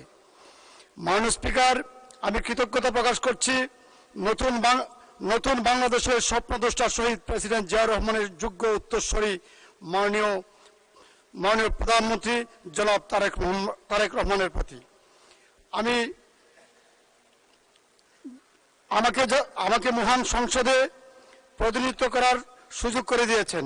কৃতজ্ঞতা প্রকাশ করছি আমার নির্বাচনী আসনের জনগণের প্রতি, যাদের ভোটে নির্বাচিত হয়ে আমি আজ এখানে কথা বলার সুযোগ পেয়েছি। মাননীয় স্পিকার, এই বাজেট নিয়ে আমার বেশি বক্তৃতা আমি দেব না, কারণ এই বাজেট সম্পর্কে অনেকে অনেক সময় ধরেই বক্তব্য দিচ্ছেন। মাননীয় স্পিকার, আমাদের এই বাজেট, প্রস্তাবিত জাতীয় বাজেট দেশের অর্থনীতিকে স্থিতিশীলতা বৃদ্ধি ও জনগণের পথে এগিয়ে নেয়ার এক সময়োপযোগী পদক্ষেপ। বিএনপি সরকারের প্রথম পূর্ণাঙ্গ বাজেট মূল্যস্ফীতি নিয়ন্ত্রণ, বিনিয়োগ বৃদ্ধি, কর্মসংস্থান সৃষ্টি এবং সাধারণ মানুষের ক্রয় ক্ষমতা শক্তিশালী করার বিষয়গুলোকে সর্বোচ্চ অগ্রাধিকার দেওয়া হয়েছে। মাননীয় স্পিকার, আমি বাজেট নিয়ে বেশি বলতে চাই না। আমাদের বিরোধী দলীয় বন্ধুরা বলেন এই বাজেট হচ্ছে বিশাল বড় বাজেট। হ্যাঁ মাননীয় স্পিকার, এই বাজেট বিশাল বড় বাজেট, এই বাংলাদেশের সবচেয়ে বড় বাজেট এই যাবৎকালের। এই বাজেট বাস্তবায়ন হবে, কারণ এই বাজেট হচ্ছে তারেক রহমানের সরকারের বাজেট। কারণ আপনারা জেনে খুশি হবেন, যখন দেশ তলাবিহীন জুড়িতে পরিণত হয়েছিল শহীদ প্রেসিডেন্ট জিয়া রহমান সাহেব, তখন এই দেশকে আবার টেনে তুলেছিলেন। যখন 91 যখন বিএনপি গভর্নমেন্ট ক্ষমতায় আসলো, স্বৈরাচার এরশাদ দেশকে যখন বিচ্ছিন্ন করে দিয়েছিল, তখনও সেই আমাদের মাননীয় সাবেক প্রধানমন্ত্রী মা বেগম খালেদা জিয়া এবং আমাদের অর্থমন্ত্রী সাইফুর রহমানের বাজেটের মাধ্যমেই আমাদের দেশকে আবার পুনরায় পুনর্জীবিত করা হয়েছে।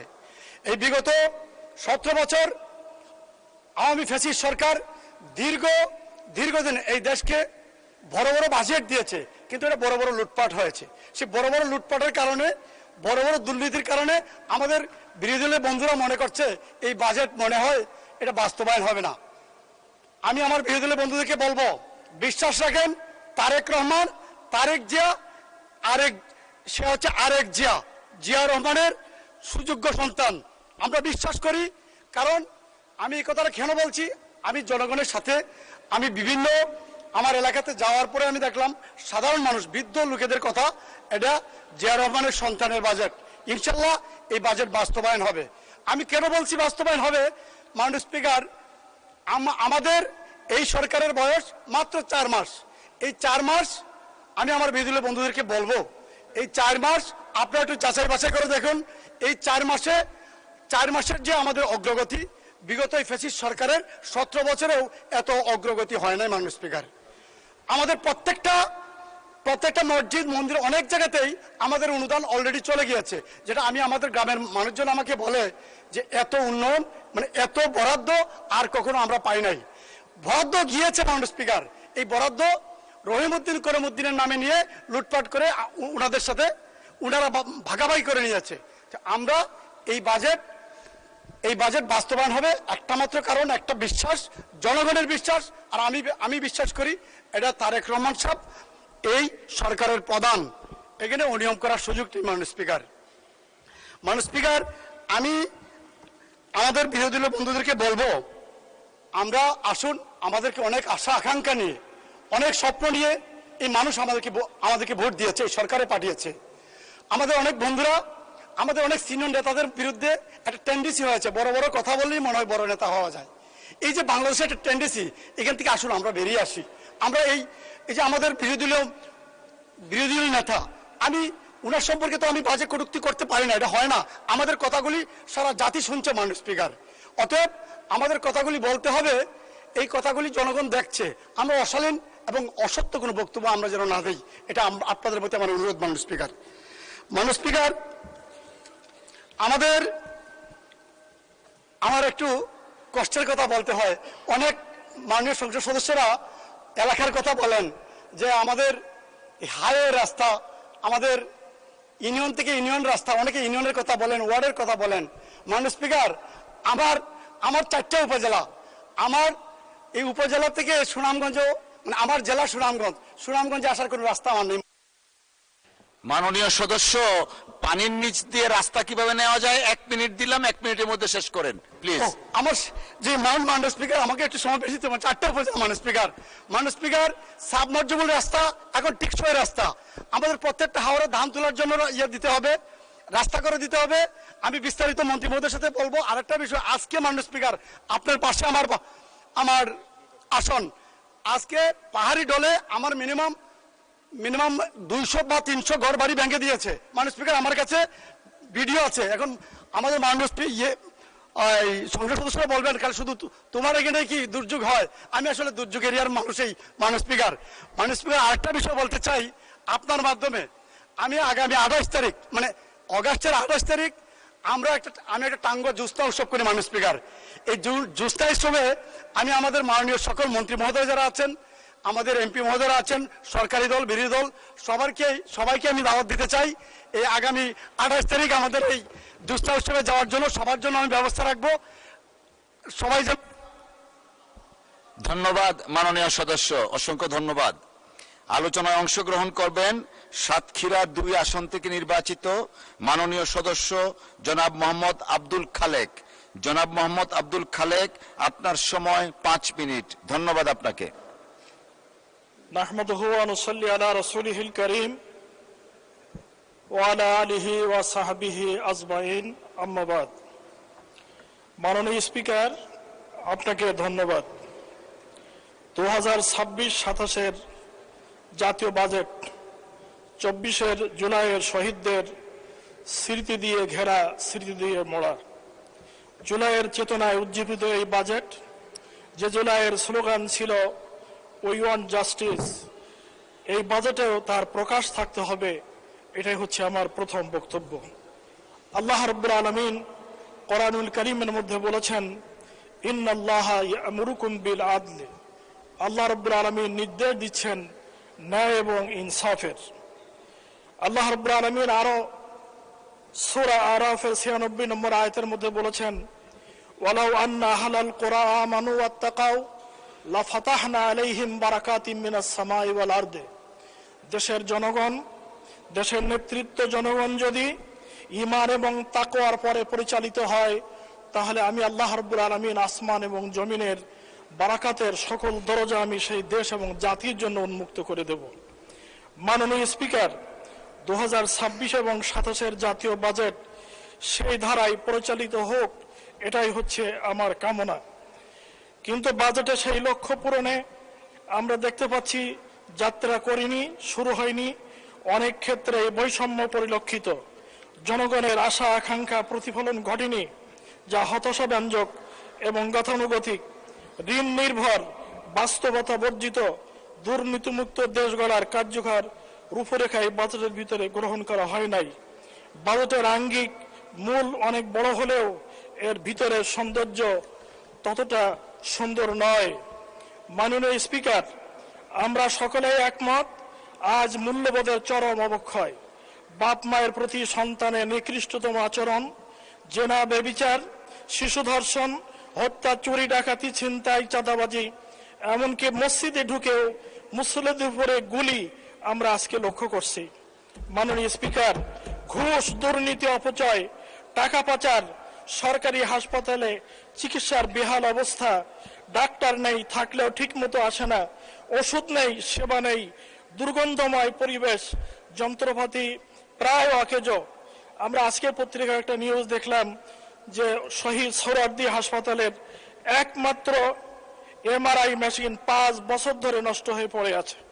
শিক্ষা প্রতিষ্ঠানগুলোতে আজ ঠিক মতো ক্লাস হয় না, ক্লাসরুমগুলো শিক্ষক ছাত্র ছাত্রী ফাঁকা, ছাত্র ছাত্রীদের উপর এই স্থিতি, ছাত্র ছাত্রীদের উপস্থিতি এখন তো নগণ্য, চলছে কোচিং বাণিজ্য।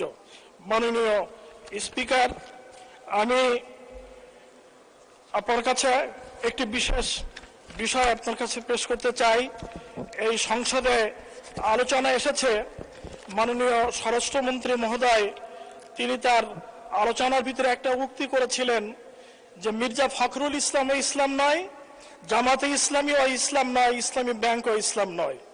আমি এই বিষয়টি আপনার মাধ্যমে সকলের দৃষ্টি আকর্ষণ করতে চাই।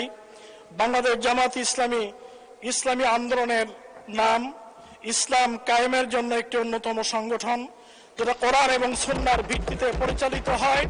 অতএব এটা ইসলাম বিষয়ক সংগঠন, ইসলাম সম্পর্কীয় দল, ইসলাম কায়েমের প্রচেষ্টায় এই দল কাজ করে চলেছে। আল্লাহ রাব্বুল আলামিন বলেছেন, আন আকিমুদ্দিন ওয়ালা তাতাফাররাকু ফীহি, তোমরা দিন কায়েম করো, এ ব্যাপারে তোমরা পার্থক্য করো না। অতএব আসুন, আজকে সমাজের বৈষম্য, দুর্নীতি, সমাজের যত এখানে অরাজকতা আমরা লক্ষ্য করছি, এটাকে দূর করার জন্য প্রয়োজন হচ্ছে আল্লাহর দিন কায়েম করার মাধ্যমে, কোরআন এবং সুন্নাহর আইন বিধান কায়েম করার মাধ্যমে এর অবসান। আমি আমার এলাকার কয়েকটি দাবির কথা উল্লেখ করতে চাই। আপনি জানেন, সাতক্ষীরা বাংলাদেশের ভিতরে সবচেয়ে মজলুম এলাকা। বিগত ফ্যাসিস্ট আমলে আমরা চরম নির্যাতনের শিকার হয়েছিলাম। আমি এই সাতক্ষীরার জন্য বিশেষ করে দাবি করেছি গতবার, আবারও দাবি করতে চাই যে সাতক্ষীরাতে রেল লাইন নাই। সাতক্ষীরাতে রেল লাইনের দাবি আমি বিশেষভাবে উল্লেখ করতে চাই। নাভারণ থেকে ভোমরা পর্যন্ত নাভারণ থেকে ভোমরা পর্যন্ত রেল লাইন, মেডিকেল কলেজ হাসপাতালের উন্নতিকরণ, সাতক্ষীরা সদর হাসপাতালের উন্নতিকরণ, দেভাডার হেলথ কমপ্লেক্স উন্নতিকরণ দাবি রেখে আমি জি 1 মিনিট সময় দেওয়া হলো মাননীয় সদস্য, 1 মিনিট। দেভাডা হেলথ কমপ্লেক্স, দেভাডার ভাতশালা এলাকার নদী ভাঙন রোধ, সাতক্ষীরা বিজ্ঞান এবং প্রযুক্তি বিশ্ববিদ্যালয় স্থাপন, শহরের যানজট দূরীকরণের জন্য বাস টার্মিনালকে শহরের বাইরে নিয়ে শহরের প্রাণ কেন্দ্রে মডেল মসজিদ নির্মাণের জন্য আমি জোর দাবি জানাচ্ছি। ধন্যবাদ মাননীয় স্পিকার। আপনাকেও ধন্যবাদ মাননীয় সদস্য। আলোচনায় অংশগ্রহণ করবেন ময়মনসিংহ 8 আসন থেকে নির্বাচিত মাননীয় সদস্য জনাব লুৎফুল্লাহ মাজেদ। জনাব মাজেদ, আপনার সময় 8 মিনিট। ধন্যবাদ আপনাকে। মাননীয় স্পিকার, আসসালামু আলাইকুম। আপনাকে অশেষ ধন্যবাদ এবং কৃতজ্ঞতা। আজকে এই ব্যতিক্রমী সংসদে, একটি বিপ্লবের পরে জন্ম নেওয়া সংসদে আপনি আমাকে কথা বলার সুযোগ দিয়েছেন। আজকে আসলে খুব পূর্ব প্রস্তুতি ছিল না, কিন্তু আমাদের বিরোধী দলের এনসিপির মাননীয় সংসদ সদস্যের বক্তব্য শুনে আমি আসলে আজকে বক্তব্য দিতে উৎসাহিত হয়েছি। মাননীয় স্পিকার, কেন এই ব্যতিক্রমী সংসদ বললাম? এই সংসদে মুক্তিযুদ্ধে অংশগ্রহণ করা আমাদের সম্মুখ যোদ্ধা আছে।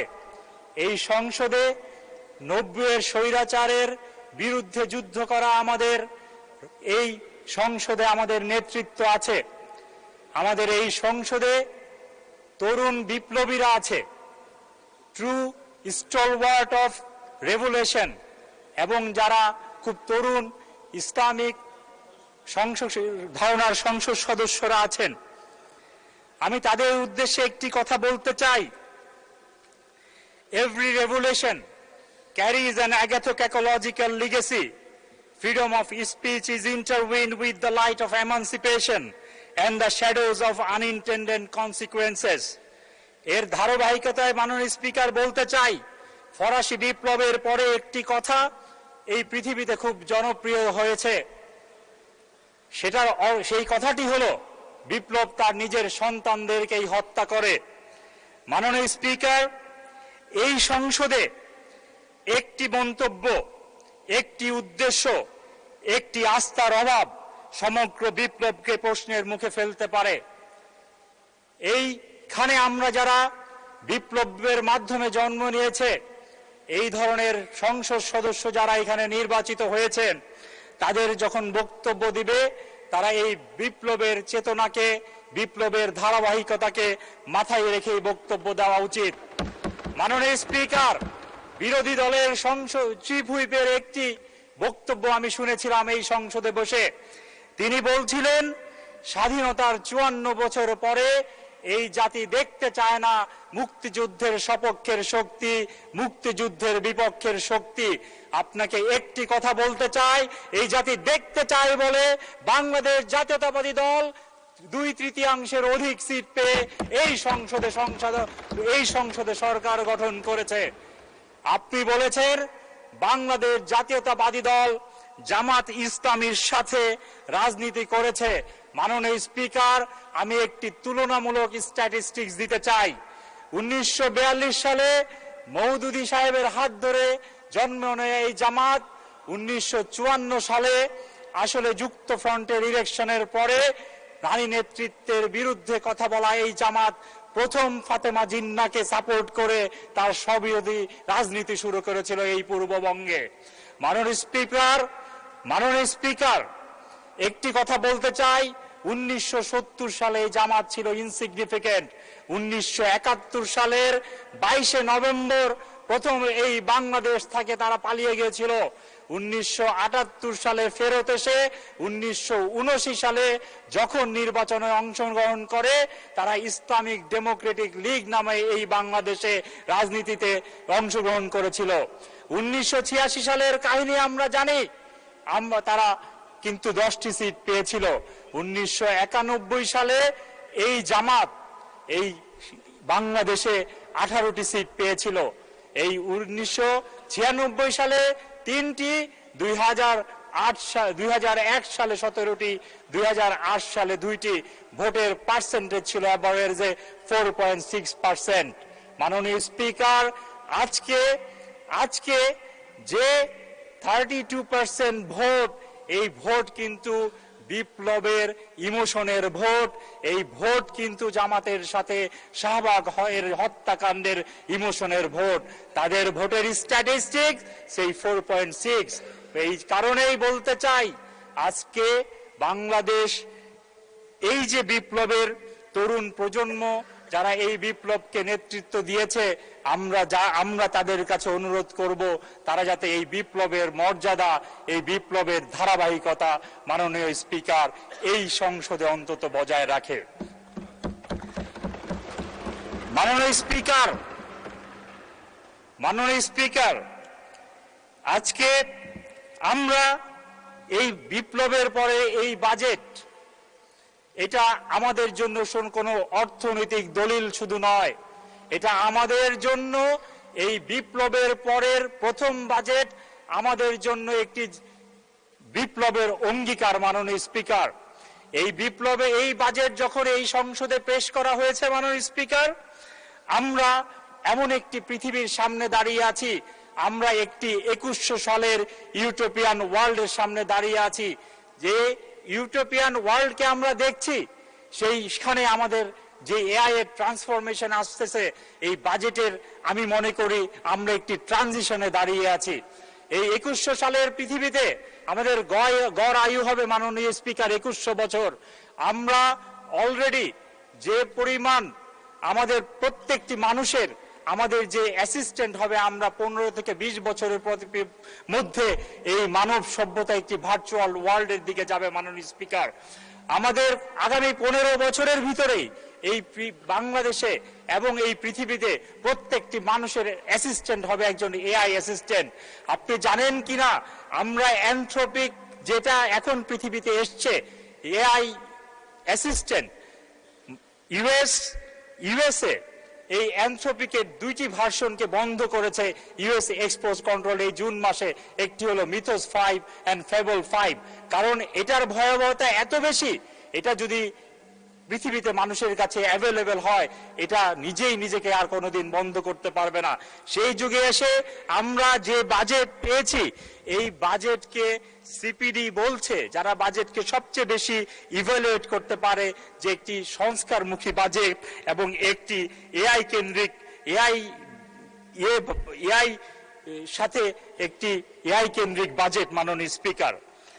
তাই আমরা বলছি মাননীয় স্পিকার, আমাদের এই বাজেটকে আমরা যাতে এইভাবে সমালোচনা না করি, আমাদের এই আজকের শিশুরা আগামীর বাংলাদেশকে নেতৃত্ব দিবে, তারা যেন মনে করে এমন একটি প্রজন্ম ছিল যারা আমরা আগামীর বাংলাদেশকে যারা নেতৃত্ব দিবে, তারা দলমতের বাইরে যে একটি সুন্দর বাংলাদেশ গড়ার নেতৃত্ব দিবে।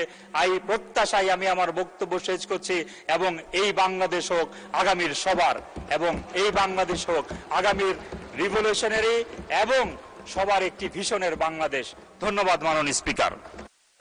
আপনাকে ধন্যবাদ মাননীয় সদস্য। আলোচনায় অংশগ্রহণ করবেন সাতক্ষীরা 3 আসন থেকে নির্বাচিত মাননীয় সদস্য জনাব মোহাম্মদ রবিউল বাশার। জনাব মোহাম্মদ রবিউল বাশার, আপনার সময় 5 মিনিট। ধন্যবাদ আপনাকে। আসসালামু আলাইকুম ওয়া রাহমাতুল্লাহি ওয়া বারাকাতুহু। আলহামদুলিল্লাহি রাব্বিল আলামিন ওয়াসসালাতু ওয়াসসালামু আলা রাসূলিল আমিন ওয়া আলা আলিহি ওয়া আসহাবি আজমাইন। মাননীয় স্পিকার, আমাকে সুযোগ দেওয়ার জন্য আপনাকে অনেক ধন্যবাদ। আমি বিশেষ করে সংসদীয় আসন 107 সাতক্ষীরা 3 আশাশুনি কালীগঞ্জের সম্মানিত ভাই বোনদের প্রতি আমার আন্তরিক শুভেচ্ছা এবং অভিনন্দন জানাচ্ছি, যেহেতু তারা আমাকে নির্বাচিত করে সংসদে কথা বলার জন্য পাঠিয়েছেন। বাজেট পেশ করা হয়েছে। এই বাজেট আমি মনে করি সেটা হলো অন্যতম বড় ঘাটতি বাজেট। এখানে প্রস্তাব করা হয়েছে 9,38,000 কোটি টাকা। রাজস্ব আয়ের প্রস্তাব দেওয়া হয়েছে 6,95,000 কোটি টাকা। ফলে ঘাটতি দাঁড়াচ্ছে প্রায় 2,43,000 কোটি টাকা। এদেশের অন্যতম বড় ঘাটতি বাজেট এটা। প্রশ্ন হলো এই ঘাটতি পূরণ হবে কিভাবে? আরো ঋণ নিয়ে, আরো সুদের বোঝা বাড়িয়ে আজ দেশের ঋণ 22 লক্ষ কোটি টাকার বেশি। শুধু ঋণের পরিশোধে এই বছর ব্যয়ের বরাদ্দ রাখা হয়েছে 1,27,000 কোটি টাকা। শুধু সুদের ঋণ, মূল ঋণ আদায় করা হবে না। যে টাকা দিয়ে হাসপাতাল করা যেত, স্কুল হতে পারত, রাস্তা হতে পারত, কর্মসংস্থান সৃষ্টি করা যেত, সেই অর্থ চলে যাচ্ছে ঋণের বোঝা বহরে। এটাকে জনকল্যাণের পথ? আজকে এই ঋণটা হলো সুদ নির্ভর। এই সুদ সম্পর্কে আমরা দেখতে পাচ্ছি বর্তমান বাজেটে সংখ্যাগরিষ্ঠ নাগরিক যারা, তাদের বিশ্বাসের মূল্যায়ন করা হয়নি। বিশেষ করে দুটো জিনিস, তার মধ্যে একটা হলো জাকাত। জাকাতকে আল্লাহ তাআলা ইসলামের তৃতীয় স্তম্ভ উল্লেখ করেছেন আল্লাহ রাসূল সাল্লাল্লাহু আলাইহি সাল্লাম। পবিত্র কোরআন শরীফের মধ্যে সূরা হাজর 41 নম্বরে বলেছেন, আল্লাযীনা ইম্মাক্কান্নাহুম ফিল আরদি আকামুস সালাতা ওয়া আতাউজ যাকাতা ওয়া আমারু বিল মা'রুফ ওয়া নাহাউ আনিল মুনকার। আল্লাহ বলছে, আমি যদি এই মুসলিম জাতিকে রাষ্ট্রীয় ক্ষমতায় বসাই, তাহলে তারা 4টি কর্মসূচি পালন করবে। তার মধ্যে প্রথম নম্বর নামাজ কায়েম করবে, দ্বিতীয় নম্বরে জাকাত তারা চালু করবে, তৃতীয় নম্বর হলো সৎ কাজের আদেশ করবে, 4 নম্বর হলো অন্যায় কাজ থেকে বিরত রাখার চেষ্টা করবে। আজকে জাকাতকে 3য় নম্বর কর্মসূচি আল্লাহ ঘোষণা করেছেন। এরা মুসলিম রাষ্ট্র, মুসলিম অধ্যুষিত রাষ্ট্র, 90% মুসলমান এখানে বসবাস করে। সেখানে এই জাকাতকে এই বাজেটের মধ্যে রাখা হয়নি। আর একটা হলো সুদ, সুদ ভিত্তিক এই বাজেট করা হয়েছে, যেটা সম্পর্কে রাশির মধ্যে আল্লাহ বলেছেন, ওয়া হাল্লাল্লাহুল বাইআ ওয়া হাররামার রিবা, যে ক্রয় বিক্রয়কে হালাল করেছেন আর সুদকে করেছেন হারাম। এরপর আরো বলেছেন যে তোমরা যদি সুদ ত্যাগ না করো, ফাইল্লাম তাফআলু, তাহলে জেনে রাখো ফাজানু বিহারবিন মিনাল্লাহি ওয়া রাসূলিহি, আল্লাহ রাসূলের পক্ষ থেকে যুদ্ধের ঘোষণা শুনে নাও। এটা বলা হয়েছিল যে নেতৃবৃন্দ যখন নির্বাচনকে বলেছিলেন যে আমরা মদিনা আদলে রাষ্ট্র পরিচালনা করব। রাসূলের আদর্শ কি ছিল? যখন কোনো জাতির সঙ্গে চুক্তি করতেন, তখন তিনি বলতেন যে তোমরা সুদ যদি চালু রাখো, তোমাদের সঙ্গে চুক্তি বাতিল হবে। আর আমরা নিজেরাই সুদ চালু করে রেখেছি, সুদের ভিত্তিতে রাষ্ট্র পরিচালনা করছি। এই জন্য সুদকে হারাম করা এবং এই জাকাতকে ফরজ করা এবং রাষ্ট্রীয় 3য় নম্বর কর্মসূচি পালন করা 2য় নম্বর কর্মসূচি হিসেবে, এটা আমরা করতে পারিনি। এই জন্য আমরা আসলে যে সংখ্যাগরিষ্ঠ যারা নাগরিক, তাদের বিশ্বাসের সম্মান মূলত আমরা দিতে পারিনি। এরপরে আমার কথা হলো কয়েকটি বিষয়, তার মধ্যে একটা হলো